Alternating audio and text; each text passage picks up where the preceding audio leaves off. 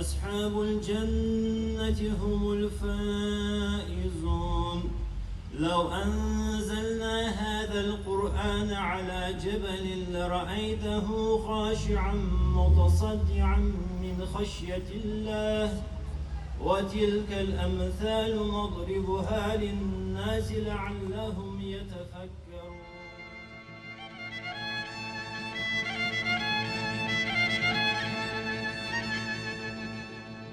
Kırımızım cennette gül. Kırımızım vatandır. Biz gençler, vatanımızın gelecek nesillere